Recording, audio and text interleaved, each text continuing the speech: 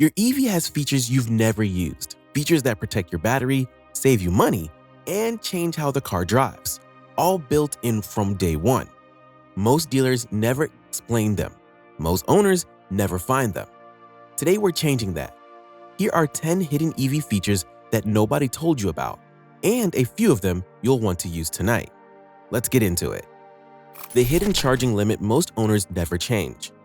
Almost every EV lets you set a maximum charge level, a ceiling that tells the car to stop once it hits a certain percentage.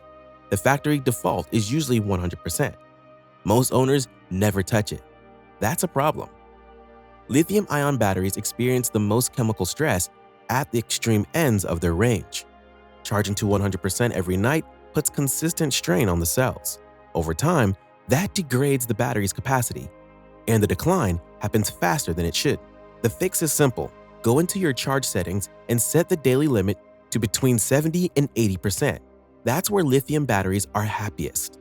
Enough charge for almost any daily commute, with far less wear overnight. Save the 10% charge for road trips. For daily driving, 80% is the smarter ceiling.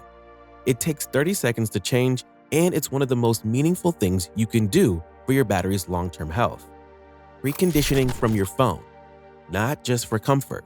You've probably used your EV app to warm the cabin before a cold morning drive, but here's a second half to preconditioning that almost nobody uses, and it matters more than cabin temperature. Your app can precondition the battery itself before you drive or before a fast charging session.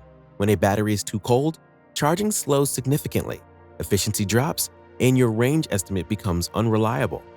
When you trigger battery preconditioning 15 to 20 minutes before leaving, the car brings the battery to its ideal temperature using grid power, not the battery itself. The result is better range, faster charging at DC fast chargers, and a more accurate range estimate from the first mile. Start using both cabin and battery preconditioning.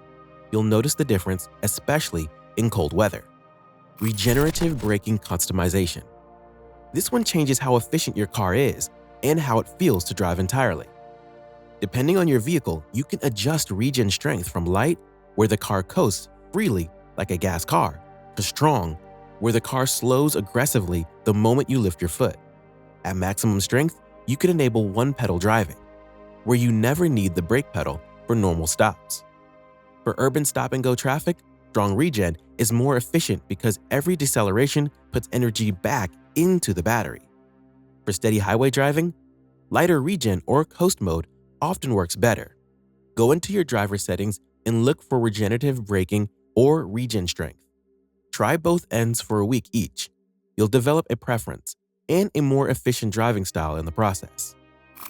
Hidden energy consumption screens. Buried in the menus of almost every EV is a set of screens most owners have never opened. These screens answer the question that frustrates EV drivers more than anything else. Why is my range different today? They show real-time efficiency data, trip energy breakdowns, and a split between how much energy your climate system is using versus how much is going toward actually moving the car. The climate split is eye-opening the first time you see it. In cold weather, heating the cabin can consume more energy than driving itself. Seeing that in real numbers changes how you think about preconditioning, seat heaters, and climate settings on shorter trips. Instead of guessing why your range dropped 15 miles, you can open the energy screen and see exactly where it went. Spend 15 minutes finding these screens in your vehicle's menu. Once you know where they are, you'll check them regularly. Schedule charging to save money. This is a feature that costs nothing to use and saves money every single month. Yet the majority of EV owners never set it up. Your EV can be programmed to change automatically during off-peak electricity hours. The window usually late at night or early morning, when grid demand is low, and electricity rates drop, depending on your utility plan and region. The difference between peak and off-peak rates can be substantial. In some areas, off-peak rates are less than half the cost of peak rates. Most owners plug in when they get home from work, which is often right in the middle of peak pricing hours, and the car starts charging immediately. That's the most expensive time to charge. With scheduled charging, you plug in at the same time, but the car waits. holds off until off-peak hours begin, charges what it needs, and finishes right when you wake up. You set it once, it runs automatically every night, and the savings add up month after month without adding any additional effort on your part. Look in your charging settings for a scheduled charging or departure time option. Pair it with your utility company's off-peak window, and you're done. This is one of the simplest optimizations available to any EV owner. If you're finding this useful, hit subscribe and turn on notifications. There's more real-world EV content coming that could save you serious money. Battery temperature management you never see. If you've ever walked past your parked EV and heard fans running, or noticed the coolant system cycling while the car is just sitting in the driveway, you might have wondered what was happening. Some owners have taken their car in for service, thinking something was wrong. Nothing was wrong. Your car was doing its job. EVs run an active thermal management system that works continuously to keep the battery within its safe temperature range. Whether you're driving, charging, or parked, in hot weather, it runs cooling to prevent the battery from overheating. In cold weather, it warms the cells to keep them from getting too cold to perform. This system runs silently in the background and is one of the reasons modern EVs maintain their battery health much better than the early generation of electric vehicles did. You don't need to do anything. You don't manage it. You don't override it. And you shouldn't try to disable it. What you should do is not block the car's ventilation areas. Make sure the coolant level is checked at regular service intervals and understand that the occasional fan noise from a parked car is normal. The system is protecting a battery that costs thousands of dollars to replace. Let it do its job. Hidden range buffers. When your EV's display reads 0 miles of range remaining, the car is not actually empty, not even close. Every major EV manufacturer builds a protective buffer into the battery, a reserve of usable capacity that the car holds back from the driver to prevent the battery from ever reaching true zero.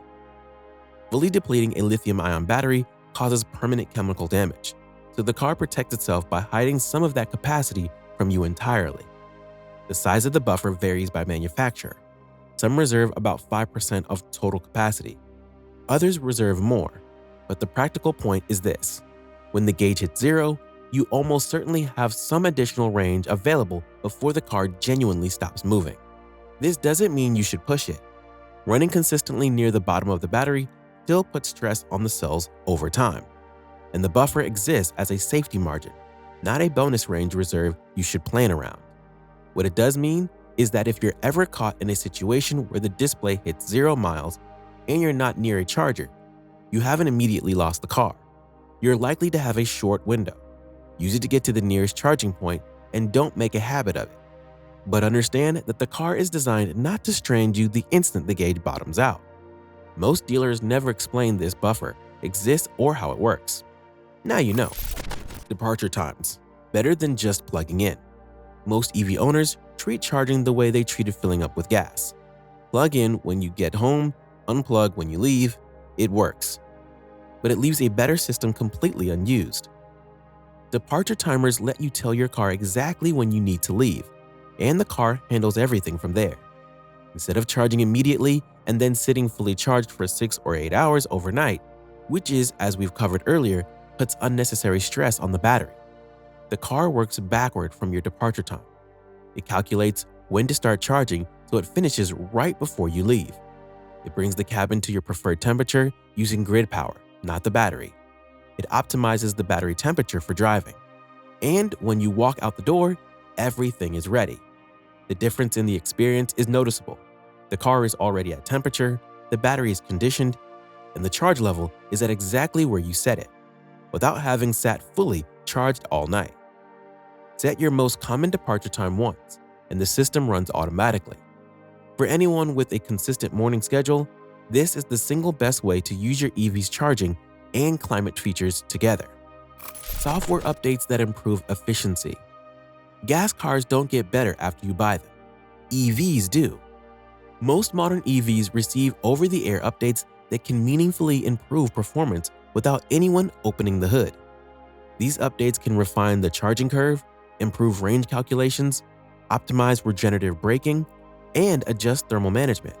In some cases, manufacturers have pushed updates that added real-world range simply by improving battery management software. The catch is that some owners have updates set to manual and never check. Go into your vehicle's software settings and confirm automatic updates are enabled. If not, check for pending updates now. You could wake up to a car that performs measurably better than the night before. Remote monitoring of charging sessions. Your EV app gives you a live view of every charging session, current speed, estimated finish time, energy added, and on some platforms, a cost estimate. Most owners plug in and walk away with no idea whether the session started correctly or whether the charge rate dropped. Public chargers fail or slow down more often than you'd expect. Home sessions can be interrupted by a tripped breaker or loose connection. Open the app the next time you plug in. Confirm the session started at the expected rate and finish time makes sense. Build that into your routine and you'll catch problems before they catch you. The bottom line: your EV is more capable than the day you bought it suggests. The charging limit, preconditioning, energy screens, and scheduled charging. None of these are extras. They're built into the car you already own. The owners who get the most out of an EV aren't the ones who spend more on a higher trim. They're the ones who spend 30 minutes exploring what the car could already do. Start with the charging limit tonight. Set the departure timer this week. Check the energy screens on your next drive. Drop a comment below. Which of these did you already know? And which one surprised you most? Subscribe for more real-world EV content that helps you get more out of what you already have.